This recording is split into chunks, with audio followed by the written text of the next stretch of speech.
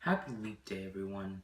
It is the leftover day that 2016 gets after the past 3 years were full from all the days on their plates.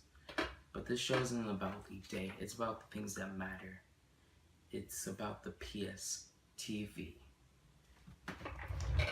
Sadly, PS TV was just confirmed by Sony to be discontinued in the US and Europe.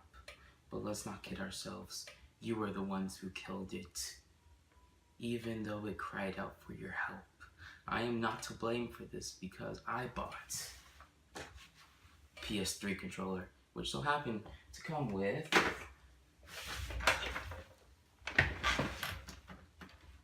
a PS TV.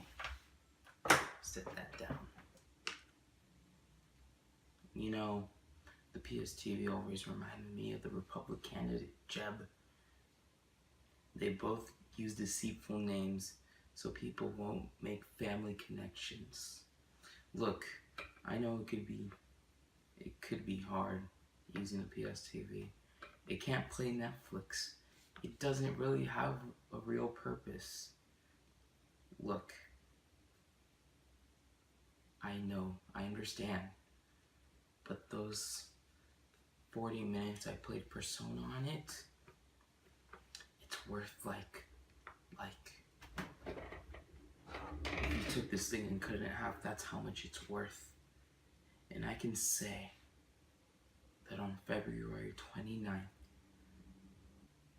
which is not a real day, fitting for not a real console, I can say I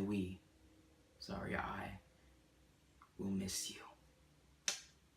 Moment of silence. Okay, next thing on the list, we have the brand spanking new Nintendo Selects, which are games which get like a badge and a nice little price drop. These games include Super Mario 3D World, Pikmin 3, Animal Crossing City Folk, Donkey Kong Country Returns, Donkey Kong Country Returns 3D, and Mario Party Island Tour, and more.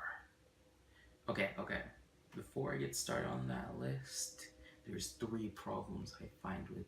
1, 2 selects are exactly the same game. 2, there should not be a game list that mentions 3D more than once. And 3, why is Mario Party on this list? The only list Mario Party deserves on is the Nintendo Selects. That should never be selects. The thing that every person tells you about Mario Party is that the second one's good, while the rest gouge out your eyeballs with how bad they are. And then, for exception, the one that gives holes in your hand. Out of the way. Nintendo Selects are a great option for any cheapskate like me who wants to get any game as possible.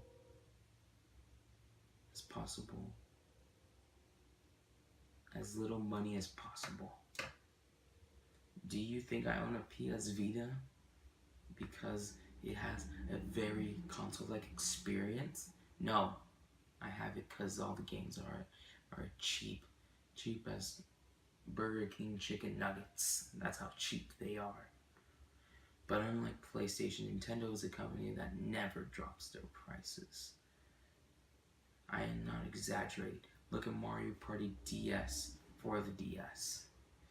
Nintendo still thinks that today, Mario Party DS is worth as much as 240 Burger King chicken nuggets. And by my standards, it is not worth 240 chicken nuggets. But then again, nothing's really worth 240 chicken nuggets. Back on subject, Nintendo Selects are an exception to Nintendo's pricing. At least we're getting something. Cheapskates are dying Nintendo's pricing atmosphere. The Mario Party DS's. They're clogging up my lungs and stealing my money. But a company that's enduring gaming atmosphere is a little known publisher named Sega. And Sega is doing something very, very, very interesting today. They have put out a survey for anyone to take. It is a survey for feedback on their company. I took the survey with a heart of love, the same kind of love that drives you to visit your grandparents. Even though you have no idea what they're thinking, you still love them. But when I took the survey, I found a scary correlation between questions like, what mobile games do you play? And how often do you play mobile games? And if we would put out a mobile version of every Sega game that ever existed, will you buy them all? It is clear that Sega is looking into the mobile market. Sega is looking down the rabbit hole of Candy Crush ripoffs, fighting for the 5-year-old who does not know how a credit card works. No one wants to see Sega go down there, and with your survey, we can save them. We can make sure they make great games that no one will ever believe after Sonic Boom.